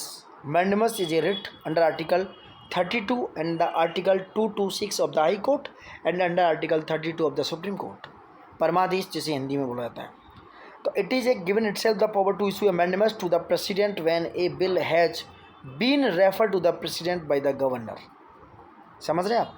तो ये सारा मामला इस तरीके से निकल के आया। अब आया गुबरनेटोरियल authority refer to the power and the responsibilities vested in the governor of a state or province, typically within a federal system. In India, the governor is the constitutional head of the state, with the chief minister being the head of government. ये था गुबरनेटोरियल authority जिसे बोला गया दोस्तों, पता नहीं क्या था, आई डोंट नो। अब आगे आते हैं जो मेन मैटर्स पर समझो। तमिलनाडु गवर्नमेंट ने अप्रोच किया सुप्रीम कोर्ट को 31 अक्टूबर 2023 को कि it was challenging the governors delay in clearing legislative. उन्होंने चैलेंज किया गवर्नर का जो डिले प्रोसेस था इन clearing legislative and administrative proposals, क्योंकि 12 bills were withhold without actions bye the governor. 2020 से 23 के बीच में 12 बिल्स को गवर्नर साहब ने रोक रखा था। ठीक है, अब बात करें constitutional power of governor on a state bill. क्या कॉन्स्टिट्यूशनल प्रोविजन है गवर्नर साहब के? ठीक है दोस्तों, तो under article 200 once a bill pass by the state legislature या बोथ हाउस, अगर वो बाई कैमरल में है तो it is pass by the state legislature it is presented to the governors for approval. दोनों पक्षों के द्वारा, दोनों जो लेजिस्लेचर हैं उनके द्वारा, दोनों हाउसेस के द्वारा उसको प्रेजेंट किया जाता है गवर्नर साहब के पास। तो गवर्नर्स के पास ऑप्शंस हैं उस बिल पर, क्या वो एसेंट दे सकते हैं? The governor can give assents, the governor may assent to the bill making it a valid law. Second, ठीक है, तो वैलिड लॉ रखने के लिए एसेंट दे सकते हैं। दूसरा है विदहोल्ड एसेंट्स, यानी कि वो अपनी सहमति रोक सकते हैं। The governor can reject the bill by refusing assent. तीसरा है return for reconsideration, the governor may return the bill as soon as possible with suggestions. If the bill is pass again, ये वर्ड देखिए, if the bill is passed again with और without change the governor must give assent. ये constitutional provision है governor साहब के under article 200 कि अगर उन्होंने बिल को दोबारा पास कर दिया विद और without change the governor must give assent, उनको ये देना ही पड़ेगा एसेंट दोस्तों। तीसरा है, क्या है चौथा, reserve for president, the governor may reserve the bill for the president consideration specially if it affects high court powers और इन्वॉल्व कॉन्स्टिट्यूशनल कंसर्न। अगर ऐसा कोई मामला है, हाई कोर्ट पावर वायलेट हो रहा है, अफेक्ट हो रहा है या कॉन्स्टिट्यूशनल कंसर्न्स के साथ कोई इन्वॉल्वमेंट है, तो गवर्नर साहब प्रेसिडेंट के लिए रोक सकते हैं, रिजर्व कर सकते हैं। अब रोल ऑफ द प्रेसिडेंट क्या है इसमें? प्रेसिडेंट साहब का रोल आर्टिकल 201 जो बात करता है, आर्टिकल 201 जो बात करता है, वो कहता है कि when a bill is reserve the president में ग्रांट विद होल्ड और रिटर्न द बिल। अगर वो मनी बिल नहीं है तो विद रिकमेंडेशंस। ठीक है, द प्रेसिडेंट में ग्रांट यानी कि उसको ग्रांट दे सकते हैं, परमिशन दे सकते हैं, विद होल्ड यानी रोक सकते हैं और बिल को वापस कर सकते हैं दोस्तों, अगर मनी बिल नहीं है तो। ठीक है, तो the legislature must reconsider and act with in 6 month of returns. तो लेजिस्लेचर क्या करेगा, 6 महीने के अंदर में उसको रिकन्सिडर करके भेज देगा वापस दोस्तों। कोई, अब नेक्स्ट क्या है, कोई टाइमलाइन नहीं है, सबसे बड़ी बात तो ये थी। तो कोई डिफाइंड टाइमलाइन नहीं है, no defined time limit. The constitution does not prescribe any time limit for the governor और the president to act on a bill. It is often leading to delay and legal ambiguities. Problem यहीं आ गई दोस्तों, क्योंकि कोई time frame नहीं था, time limit define नहीं था, कॉन्स्टिट्यूशन में गिवन नहीं था, तो उनके पास ऑप्शंस यही हैं कि वो डिले कर दें, कुछ लीगल प्रॉब्लम्स क्रिएट हो कर दें दोस्तों। तो ऐसा ही यहाँ पर हो रहा था। कुछ हाईलाइट हैं इस जजमेंट की, देखते हैं। The court rule that the constitution does not allow an absolute और the pocket veto by the governor. तो कोर्ट कहता है कि भाई कॉन्स्टिट्यूशन ने कोई भी एब्सोल्यूट और पॉकेट वीटो की पावर नहीं दिया गवर्नर साहब को, जो वो रोक के रखते हैं। The governor can not indefinitely delay actions on a bill. Indefinite period के लिए गवर्नर साहब ऐसा नहीं कर सकते हैं। नेक्स्ट है, the governor must generally act on the aid and advice of the state cabinet when dealing with the bills as per article 200। Article 200 में कहा गया कि वो स्टेट कैबिनेट के साथ मिलकर काम करेंगे। Once the legislature repasses the bill with or without amendment, the governor is bound to grant assent। But इसके बावजूद भी गवर्नर साहब ने क्या किया, जो बिल्स थे वो रिजर्व कर दिए प्रेसिडेंट साहब के लिए दोस्तों। ठीक है, तो he is the violate the constitution, he is the breach of the law. Now the governor can not reserve a re-enacted bill for the president consideration. ये ऐसा गिवन है कॉन्स्टिट्यूशन में दोस्तों, गवर्नर रिजर्व नहीं कर सकते हैं री इनेक्ट होने के बाद बिल के लिए, और प्रेसिडेंट के कंसिडरेशन के लिए भी नहीं रख सकते हैं reserve. The supreme court for the first time prescribe detail time limits for governors to take decision on bills. When a bill is presented to the governor based on the council of ministers advice, the governor is expected to take action promptly and must do so with in 1 month। समझ रहे हैं आप, 1 महीने में इस चीज़ की regarding उनको पास करना पड़ेगा। This include situation where the state government itself advise the governor to refer the bill to the president. As in case, अगर वो रेफर किया गया तो उस केस में it was involving possible conflict with union law और interest. So now in all such instances whether for assent और referral the 1 month time limit applies. तो उन्हें 1 महीने में ये काम भी करना पड़ेगा कि उन्हें रेफर करना है प्रेसिडेंट के साथ, तो 1 month में, with in 1 month। Next, refusal to assent, यानी कि आप रिटर्न कर रहे हैं bill. If the governor intend to withhold assent and disagree with the council of minister, then the governor must return the bill to the legislature along with a detailed message explaining the objection और reason. वो detailed message के साथ explain करते हुए reason और objection के साथ ये बिल को वापस करेंगे। The court has fix a maximum time limit of 3 months for this process. तो कोर्ट ने इस सारे प्रपोजल को, रिफ्यूज़ करने वाले प्रोसीजर को, कि भाई आपको एसेंट नहीं देनी, रिटर्न करना है, आपके लिए 3 months का टाइम दें। Next, refer to the president against state advice. अगर ऐसा हो रहा है तो क्या है, if the governor exercising discretion under article 200 choose to refer a bill to the president for consideration, मतलब प्रेसिडेंट के लिए कंसिडरेशन में रखा है, चूज किया, रेफर किया। If the council is minister is against it, this must be done as soon as possible but not later than 3 months। अगर ऐसा भी गवर्नर साहब को करना है, डिस्क्रिशन पावर का यूज़ करना है, प्रेसिडेंट के लिए रेफर करना है, तो इसके लिए भी उन्होंने 3 month का टाइम दिया कि 3 महीने से ज़्यादा आप नहीं ले सकते दोस्तों। ठीक है, next, if the governor fails to act with in this period, the inaction becomes subject to judicial review and may be challenge in court. अगर ऐसा करने में गवर्नर साहब फेल पाए जाते हैं तो ये मामला जुडिशियल रिव्यू में चला जाएगा और कोर्ट में चैलेंज कर दिया जाएगा। नेक्स्ट है आपका, bill repass by the assembly after reconsideration. उसमें क्या है, मतलब आप बिल को दोबारा भेजा राज्यपाल साहब ने, उसके बाद असेंबली ने रीपास किया, दोबारा पास किया, और रिकन्सिडरेशन के लिए बाद भेज दिया दोबारा। तो when a bill is return bye the governor for reconsideration and it is passed again by the state legislature, the governor is constitutionally bound to grant assent। समझ रहे हैं आप, इसके बाद अगर रीपास किया है रिकन्सिडरेशन के लिए भेजने के बाद, तो कॉन्स्टिट्यूशनली गवर्नर साहब बाउंड हैं, उन्हें असेंट देनी ही पड़ेगी। Next, if the governor does not act with in 1 month, it may be treated as contempt of court. समझ गए, तो भैया गवर्नर पर भी कंटेम्प्ट ऑफ कोर्ट लगाया जा सकता है। And such delay will be closely monitored by the judiciary, ये मामला जुडिशरी में क्लोजली मॉनिटर्ड किया जाएगा, और गवर्नर साहब ऐसा कर रहे हैं तो वो कंटेम्प्ट ऑफ कोर्ट के भागीदार होंगे दोस्तों। अब आते हैं इनोवेकेशन ऑफ आर्टिकल 142। ये बहुत ही खतरनाक आर्टिकल है।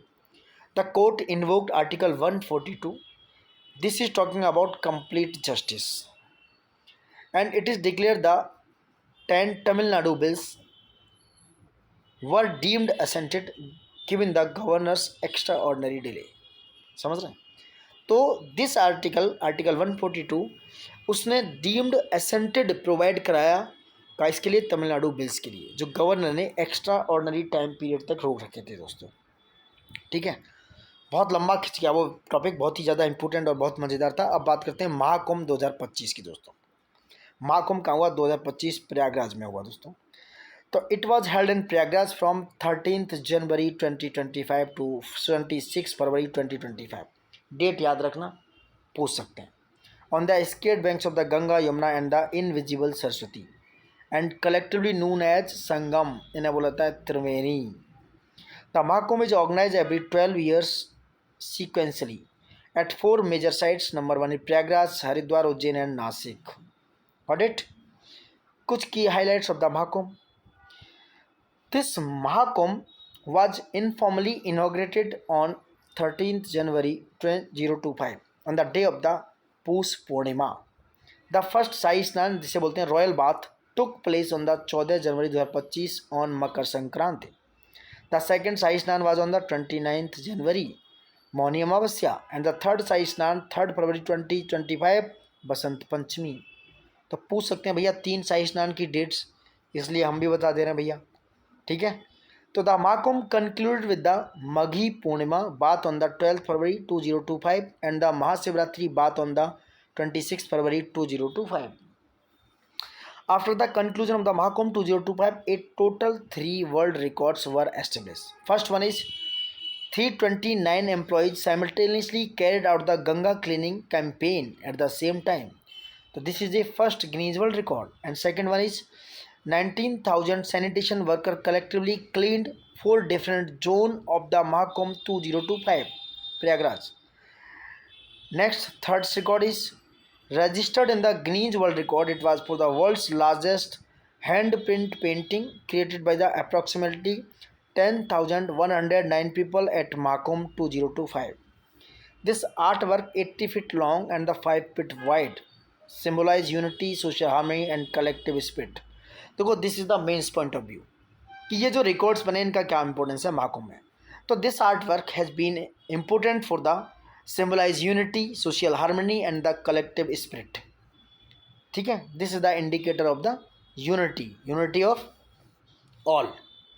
Mahakumbh 2025 could not set a record for the largest crowd as such world record were only registered when the local government informed the international agencies beforehand that a record for the largest crowd will be set or could be set. The Honorable Chief Minister Mr. Yogi Adityanath Yogi ji launched the Buddhist Mahakumbh Yatra is very important. तो कौन launch किया? Buddhist Mahakumbh यात्रा योगी आदित्यनाथ। देखो भाई main data देखिए क्योंकि ज़्यादा कहानी पढ़ोगे तो कहानी में रह जाओगे। तो महाकुंभ 2025 का जो बजट था अप्रॉक्सीमेटली 6,382 करोड़ था दोस्तों, ये याद रखना। After Prayagraj the next Kumbh will be held in Nashik, that is called Nashik Kumbh 2027। It will be organise on the banks of the Godavari river. Purna Kumbh will be held on Ujjain in 2028 and in Haridwar in 2033। यानी कि जो पूर्ण कुंभ होने वाले हैं उज्जैन में 2028 में और हरिद्वार में 2033 में। ठीक है दोस्तों, अब बात करते हैं कुंभ को। ये बहुत इंपॉर्टेंट है क्योंकि यहाँ से पूछ सकता है, ज़्यादातर लोग मिस कर जाएंगे। तो Kumbh was recognised as intangible cultural heritage by UNESCO in 2027। कब? 2037 में। लिख देता हूँ मैं, 2017 में इसको इंटेंजिबल कल्चर हेरिटेज लिस्ट में रखा गया यूनेस्को के। ठीक है, कुंभ 2019 क्रिएटेड 3 गिनीज वर्ल्ड रिकॉर्ड। याद रखना, वैसे पूछा नहीं जाएगा, 2019 हुआ था। Next, the budget for Kumbh Mela 2025 is 2,500 crore रुपये as per the Uttar Pradesh budget 2024-25। ये पूछ सकते हैं कि कुंभ मेला 2025 का बजट कब था। तो बजट 2024-25 में ये 2,500 करोड़ रुपये रखा गया था। कुंभ मेला 2025 का लोगो क्या था? तो the Kumbh Mela 2025 logo was unveiled by the chief minister Yogi Adityanath ji on October 2024। Mahakumbh 2025 logo feature the amrit kalash, a temple, an image of the Lord Hanuman, a seer and urn and the Akshayavat tree था दोस्तों, showcasing the confluence of the nature and humanity in the Sanatan civilisation. तो these are the logo of Kumbh Mela. ठीक है, now ये बहुत important हो जाएगा। कुंभ वाणी and the Kumbh मंगल धवन क्या है? कुंभ मंगल धवानी, कुंभ वाणी एंड द कुंभ मंगल धवानी क्या है?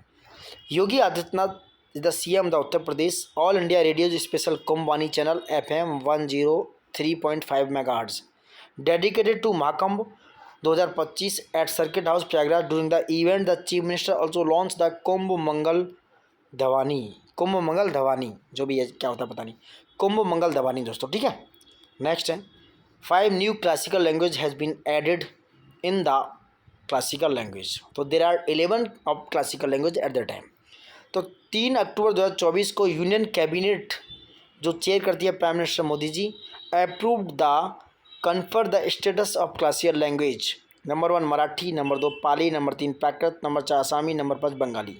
तो these are 5 language has been added in the classical language, Marathi, Pali, Prakrit, Asami and Bengali. ठीक है, कुछ की हाईलाइट हैं, इनको देख लीजिएगा। एंड ईच कम्युनिटी हैव, ये जो बोलती है भाषाएं, each community have the essence and the historical and the cultural milestones. The government of India decide to create a new category of language as the classical language on 12 October 2004। तो first language was declared as Tamil. Tamil as the classical language has been declared on 12 October 2004। ठीक है, now next. अच्छा, criteria क्या एक बार देख लो, क्योंकि पूछ सकते हैं। नंबर 1 हाई एंटिक्विटी होनी चाहिए। हाई एंटिक्विटी ऑफ इस early text recorded history over 1000 years, a body of ancient literature text which is consider a valuable heritage by generation of speakers. Next, the literary tradition must be original and not borrowed from another speech community. ये सब उसकी criteria हैं classical language होने के दोस्तों। ठीक है, अब बात करते हैं कौन कौन सी कब हुई, ये ज़्यादा डेटा इंपॉर्टेंट है। Government of India has conferred the status of classical language to following language so far. Tamil has been declared the classical language on the 12 October 2004। Hindi में समझाता हूँ दोस्तों, भाव समझो। संस्कृत 25 नवंबर 2005, तेलुगु नंबर 3 पे 31 अक्टूबर 2008। तमिल तेलुगु में कन्फ्यूज मत होना, TAMIL, M आ रहा है पहले और L आ रहा है बाद में। तो तमिल पहले हुई है 12 अक्टूबर 2004 को, तेलुगु हुई है 31 अक्टूबर 2008 को। तेलुगु के साथ हुई कन्नड़ा 31 अक्टूबर 2008 को। मलयालम को 8 अगस्त 2013 को ये दिया गया। उसके बाद उड़िया को 1 मार्च 2014 को दिया गया। अब 5 और आ गई हैं आपकी, जो आप पढ़ सकते हो, मराठी, बंगाली, असमी और प्राकृत और संस्कृत दोस्तों। ठीक है, ये है ना? नहीं भाई, संस्कृत नहीं है, मराठी है, पाली है, प्राकृत, असामी और बंगलीज है। ठीक है, तो गड़बड़ हो उसके लिए सॉरी।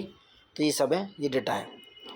कुछ न्यू रूल्स हैं, आप इसको पढ़ लेना आपसे। Sahitya Akademi has been appointed the nodal agency for the LEC बोले तो लैंग्विस्टिक एक्सपर्ट कमेटी। ये साहित्य अकेडमी इनको क्या करती है? अपॉइंट करती है लिंग्विस्टिक एक्सपर्ट कमेटीज़ को दोस्तों। ठीक है, और ये 1500 से 200 साल पुराना, 2000 साल पुराना इनका रिकॉर्ड होना चाहिए हिस्ट्री का। ऐसा कुछ क्राइटेरिया आप देख लेना एक बार, इतना ज़्यादा इंपॉर्टेंट नहीं है।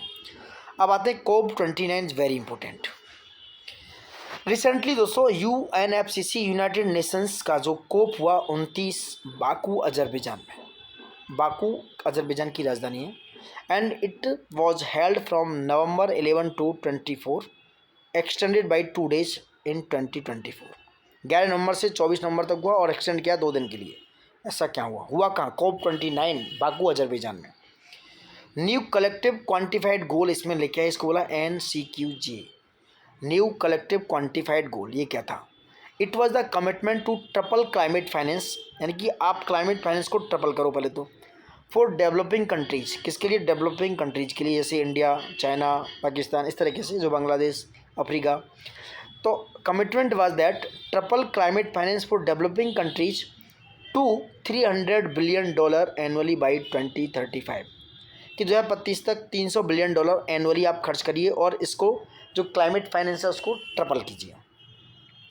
COP29 ने फाइनलाइज किया कुछ की मैकेनिज्म कार्बन मार्केट्स को लेके। दोस्तों एक मिनट। दूसरा, under the Paris agreement it was marking a significant milestone, जो पेरिस एग्रीमेंट में हुआ। ठीक है, नेक्स्ट था establish a United Nations manage centralize carbon emission offset and trading system known as the Paris agreement credit mechanism. ठीक है, क्या बोला गया उसको? Paris agreement credit mechanism and it was ensure transparency and accountability in global carbon trading दोस्तों। ठीक है, next था डिक्लेरेशन ऑन रिड्यूसिंग मीथेन को लेके एक declaration. Over 30 countries including the US, Germany, UK and the UAE has been endorsed the COP29 declaration on reducing methane from organic waste. India is not a signatory, बहुत important है। India is not signatory of that methane from organic waste। ठीक है, तो India जो है कि भाई जो ऑर्गेनिक वेस्ट से मीथेन को रिड्यूस करो, इस डिक्लेरेशन पे जो COP29 में बात हुई, एंडोर्स हुआ, इंडिया ने साइन नहीं किया, बट यूएस, जर्मनी, यूके और यूएई ने इस पर साइन किया कि भाई 30 कंट्रीज़ ने करीब साइन कर दिया था दोस्तों। बाकू, ये है next, Baku Harmonia climate initiative for farmers. COP29 Baku में हुआ, उन्होंने प्रेसिडेंसी की। Collaboration with the food and agriculture organization जो FAO है, it was launch the Baku Harmonia climate initiative for farmers. पूछ सकते हैं कि बाकू हारमोनिया क्लाइमेट इनिशिएटिव का लॉन्च हुआ?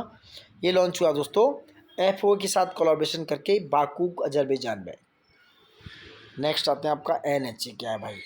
नेशनल हेल्थ अकाउंट्स, ये वेरी इंपॉर्टेंट।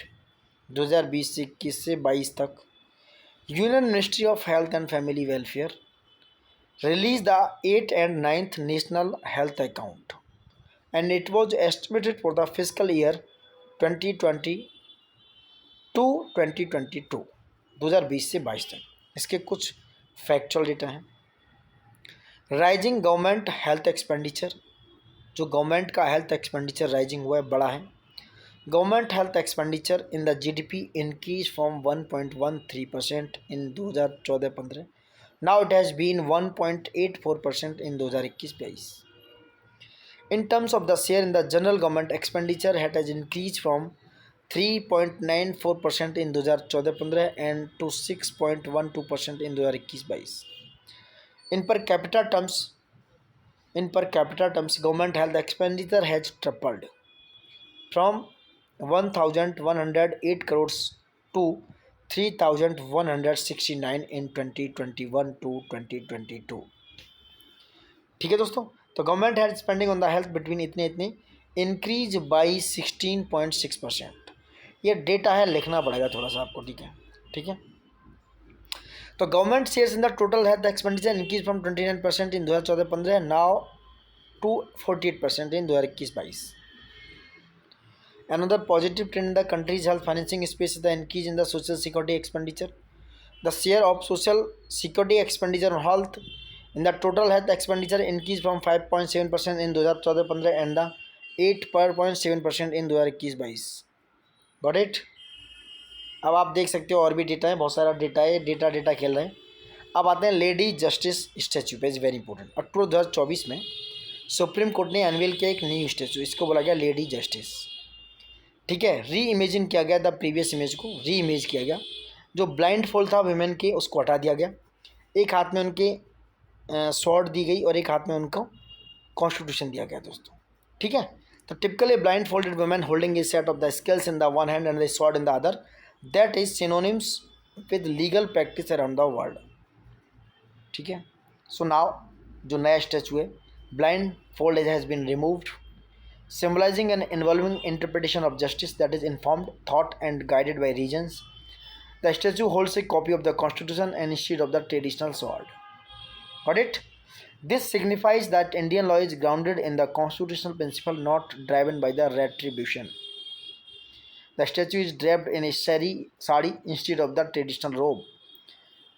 समझ रहे हैं? The saris reflect India's departures, ये मीन्स के लिए इंपॉर्टेंट है। The saris reflect India's departure from colonial era influences akin to the replacing colonial law like the IPC and CRPC। The statue retains the skills of justice and lady justice right hand। The skills continue to represent the importance of the balancing argument and the carefully weighing facts before reaching a verdict। So it is all about the lady justice। अब आते हैं दोस्तों प्रधानमंत्री जनजातीय उन्नत ग्राम अभियान पे। Is very important, यहाँ से क्वेश्चन आएगा। ये बजट 2024 में 25 में इसको लॉन्च किया गया। फाइनेंस मिनिस्टर निर्मला सीतारमण जी ने, याद रखना मोदी साहब ने नहीं किया है, फाइनेंस मिनिस्टर निर्मला सीतारमण जी ने इसको लॉन्च किया, प्रधानमंत्री जनजातीय उन्नत ग्राम अभियान।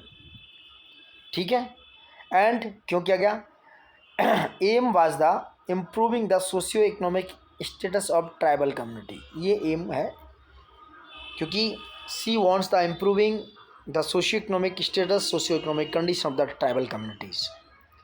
Under this initiative, full coverage of a tribal family will be ensured in tribal dominant village and aspirational districts.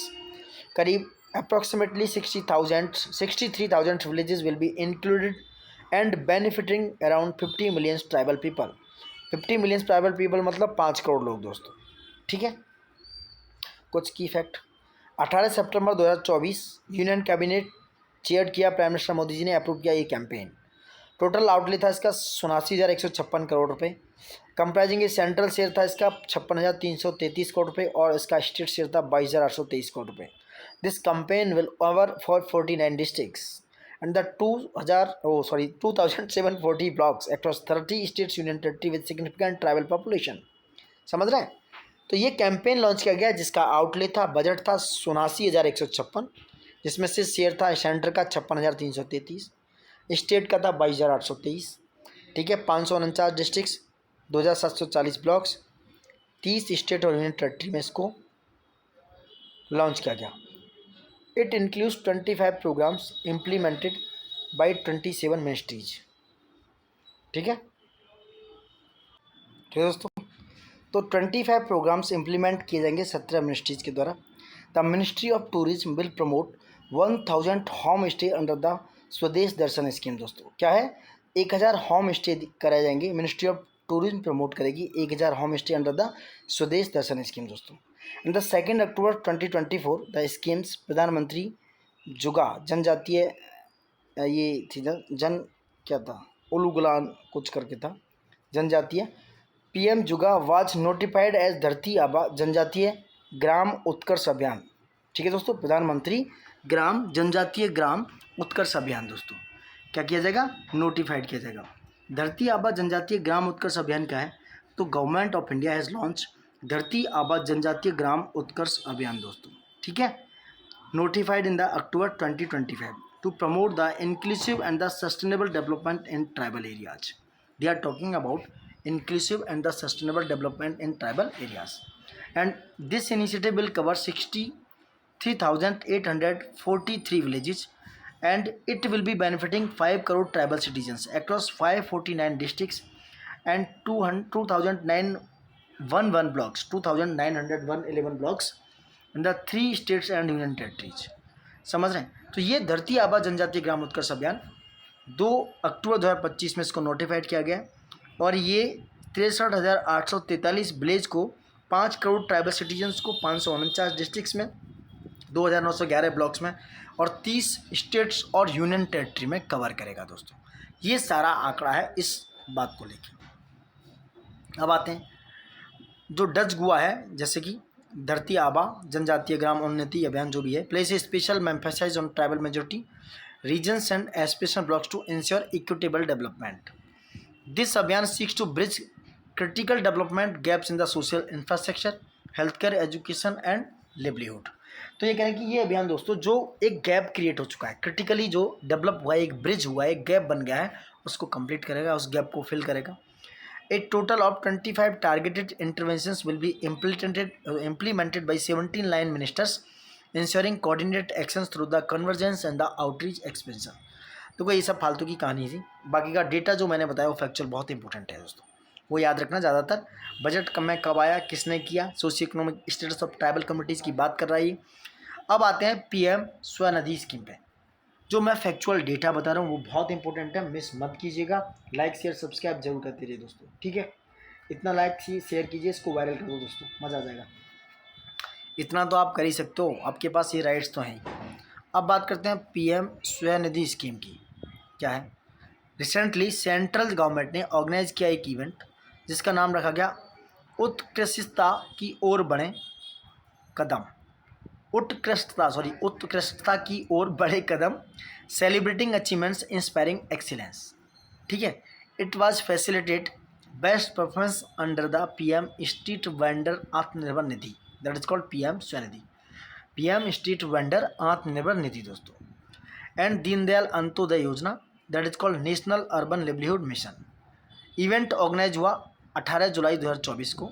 And the event organise ministry, that is called ministry of housing and urban affair दोस्तों। ठीक है। कुछ की highlights हैं इसकी क्या है?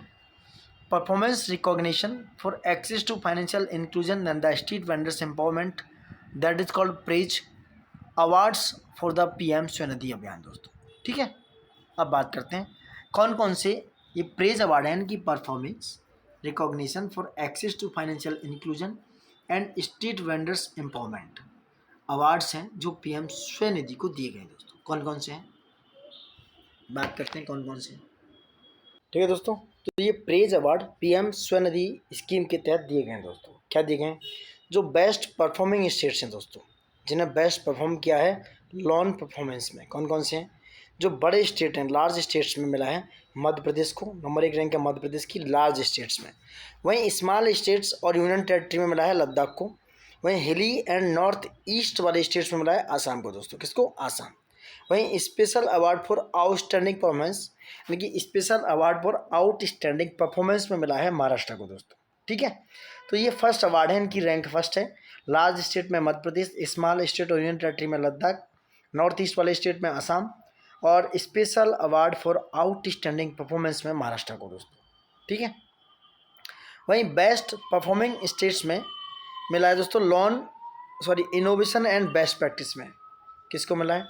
Innovation and best practices में लार्ज स्टेट में मध्य प्रदेश नंबर 1 पे है। यानी कि स्ट्रीट वेंडर्स वाली जो स्कीम है इसमें पीएम स्वनिधि में मध्य प्रदेश दोनों कैटेगरी में नंबर 1 पे है दोस्तों। ठीक है। वहीं यूएलबी की बात करें लॉन परफॉर्मेंस में, तो ये है mega and million plus population के लिए दोस्तों। ठीक है। जो 10 लाख से अधिक पॉपुलेशन है, यह है म्यूनिसिपल कॉरपोरेशन ऑफ दिल्ली को दोस्तों। वहीं 1 लाख से 10 लाख के बीच में जो पॉपुलेशन है मेजर सिटी में, यह उज्जैन म्यूनिसिपल कॉरपोरेशन मध्य प्रदेश को दोस्तों। ठीक है। वहीं बेस्ट परफॉर्मेंस यूएलबी में मिला है अचीवमेंट्स, जो है स्वनिधि से समृद्धि स्कीम में जो अचीवमेंट हुए हैं वो है mega and million plus cities में जो 10 लाख से अधिक है वह Varanasi municipal corporation Uttar Pradesh. Major city में झांसी म्यूनिसिपल कॉरपोरेशन उत्तर प्रदेश दोस्तों, जो 1 लाख से 10 लाख की कैटेगरी में है। ठीक है।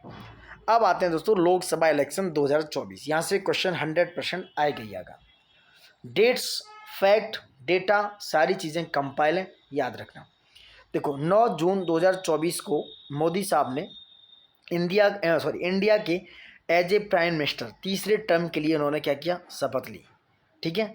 और ये सेरेमनी हुई प्रेसिडेंशियल पैलेस न्यू दिल्ली में, जो राष्ट्रपति भवन है वहाँ पर दोस्तों। ठीक है। और ये 72 council of minister including PM, ये इनकी सेरेमनी में विटनेस थे दोस्तों। ठीक है। कितने? 72 council of ministers has been witness in the ceremony of Modi ji. Now there were a total of 7 women ministers. There are 7 women ministers in the cabinet of the Modi ji. कितनी 7 ministers हैं? 7, जिसमें से 2 cabinet ministers and the 5 ministers of states हैं। 7 women में से 2 cabinet minister हैं, एक निर्मला सीतारमण और दूसरी हैं आपकी जो, एक मिनट दोस्तों। ठीक है दोस्तों, तो ये 7 मिनिस्टर हैं जो कैबिनेट में हैं, महिला कैबिनेट में हैं, 2 कैबिनेट मिनिस्टर हैं, 5 मिनिस्टर ऑफ स्टेट्स हैं दोस्तों। ठीक है। Led by the prime minister, the new council of minister included 30 other cabinet ministers दोस्तों। टोटल 31 है मोदी साहब को लगा के। 5 मिनिस्टर ऑफ स्टेट्स हैं with independent charge and the 36 minister of states हैं। ठीक है। 11 NDA allies ministers were among those who were sworn in June 9, 2024, यानी 2024 को जिन्होंने शपथ ली थी दोस्तों। ठीक है। नेक्स्ट, ये तीसरा कॉन्जिक्यूटिव यानी कि लगातार टर्म है मोदी जी का after the countries first prime minister Jawaharlal Nehru who one the 1952, 57 और 62 जनरल इलेक्शन। ये मोदी जी पहले प्रधानमंत्री हैं। अगर देखा जाए नेहरू जी के बाद सेकंड हो गए, पहले नेहरू जी और दूसरे सेकंड इंडियन लीडर हैं which can win A 3rd consecutive term दोस्तों। ठीक है। तो the legislative assembly election the states of, कौन कौन से लेजिस्लेटिव इलेक्शन हुए साइमल्टेनियसली इस लोकसभा इलेक्शन के साथ, ये पूछा जा सकता है। तो ये हुआ आंध्र प्रदेश का इलेक्शन हुआ, दूसरा अरुणाचल, तीसरा उड़ीसा और चौथा सिक्किम। तो ये 4 स्टेट्स के इलेक्शन इसके साथ लगातार हुए साइमल्टेनियसली, आंध्रा, अरुणाचल, उड़ीसा और सिक्किम दोस्तों। ठीक है। और करीब 22 इलेक्शन हुए 20 कॉन्स्टिट्यूंसीज में, जो 12 लेजिस्लेटिव असेंबलीज के लिए, जो 12 लेजिस्लेटिव असेंबलीज में थे। Now general election were held in India from 19 April to 1 June 2024 in 7 phases, 7 phase में हुए, ये पूछ सकता है वैसे। ठीक है। तो elector of the Lok Sabha members in the state of Uttar Pradesh, Bihar and the west Bengal, the election were held in the all 7 phases. और second longest polling exercise lasted 44 days something like that, इस 2024 के जनरल इलेक्शंस में ऐसा हुआ है। Next, for the first time the election commission of India allow voters with disabilities and those over the age of 85 to cast ballots from their homes. यानी कि जो disable voters हैं और जो 85 ईयर्स से ज़्यादा के हैं, उनके लिए पहली बार इलेक्शन कमीशन ऑफ इंडिया ने घर से वोट डालने का ऑप्शन चुना दोस्तों।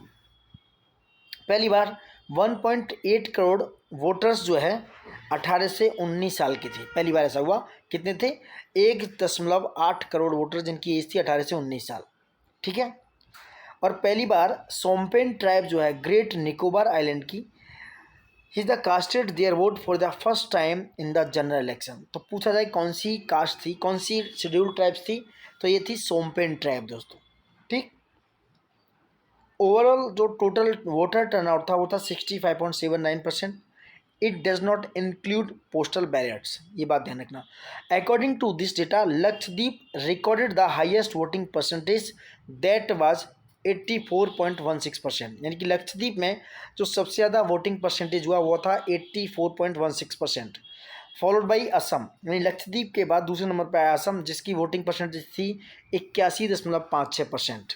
और जहाँ सबसे ज़्यादा लोएस्ट, सबसे ज़्यादा कम वोटिंग हुई वो था बिहार स्टेट, जहाँ पे वोटिंग हुई 56.19% दोस्तों।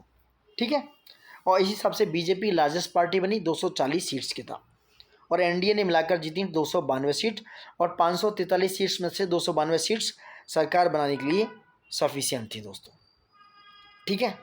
और जो कांग्रेस लेड करती इंडिया ब्लॉक को, the India national development inclusive alliance जिसे बोला जाता है, उनके पास थी 234 सीट और 40.6% वोट्स पड़े इनको दोस्तों। केवल आईएनसीएन की इंडियन नेशनल कांग्रेस के पास थी 99 सीटें दोस्तों। वहीं राहुल गांधी 2 जगह से लड़े थे, जिन्होंने वायनाड सीट्स को बाद में छोड़ दिया था। कहाँ से? वायनाड सीट। समाजवादी पार्टी को ये तीसरी लार्जेस्ट पार्टी बन के उभरी दोस्तों, और इसको सीट मिली 37। कितनी? 37। और it is the third largest party in the India. Rakibul Hussain of the Indian National Congress had the largest victory margin against a candidate contesting election winning the Dhubri constituency in Assam। ये करीब 10.1 लाख वोटों से ये जीत गए दोस्तों। ठीक है।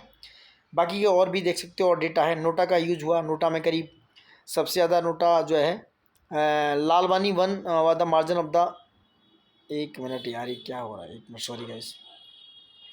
Lalwani one by the margin of the 11,75,092 from the Sanjay BSP. Sanjay के जो बीएसपी के संजय से, उनसे लालवानी जीते 11,75,000 वोटों से। But on this seat NOTA was at the second position. इस सीट पे नोटा सेकंड पोजीशन में था दोस्तों। ठीक है। नेक्स्ट, और सबसे यंगेस्ट एमपी थे कौन? पुष्पेंद्र सरोज, ये कौशाम्बी उत्तर प्रदेश से हैं, जिनकी उम्र 25 साल थी। और सांभवी चौधरी जो समस्तीपुर बिहार से हैं, इनकी भी एज 25। और प्रिया सरोज जो मछलीपुर जौनपुर से हैं उत्तर प्रदेश, एज इनकी भी 25 साल थी। और ये प्रिया सरोज जो है सपा से है, और इनकी अभी सगाई हो चुकी है। जो रिंकू सिंह है क्रिकेटर, कलकत्ता नाइट राइडर्स की तरफ से आईपीएल खेलते थे, और इंडिया टीम में भी उनका सिलेक्शन हो चुका है दोस्तों। और ये अलीगढ़ से हैं। अब आते हैं inauguration of the Nalanda university campus. Is very important. क्या हुआ है? इनॉग्रेशन हुआ है नालंदा यूनिवर्सिटी कैंपस का। तो Modi ji inaugurated the new Nalanda university campus in Rajgir Bihar. कब किया? 19 जून 2024 में। ठीक है। गुप्ता एम्परर थे Kumar Gupt of the Gupta dynasty, Kumar Gupt of the Gupta dynasty founded Nalanda university in 400 to 7 CE in the modern Bihar in the early 5th century, and it is flourished for the 600 years until the 12th century.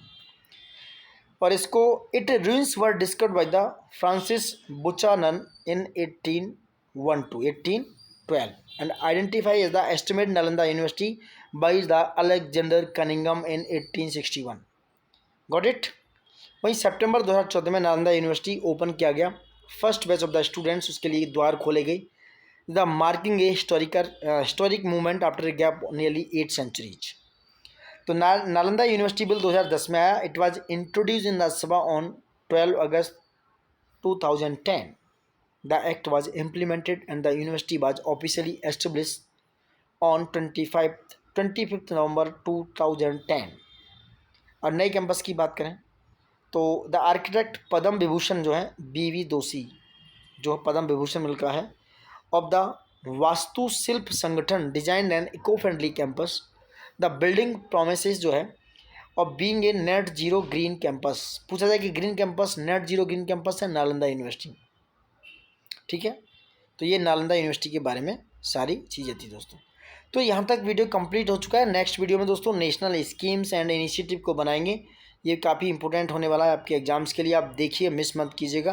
ठीक है, national schemes and initiative जो हैं इनको आगे next video में हम लेकर आएंगे दोस्तों. देखते रहिए, हमारे साथ बने रहिए. Thank you for watching it and love you all. और एक बहुत ही प्यारा सा अच्छा सा निवेदन है, ज़्यादा से ज़्यादा शेयर लाइक और सब्सक्राइब प्लीज़ ज़रूर कीजिएगा दोस्तों. ठीक है, so thank you for watching it and जय हिंद दोस्तों.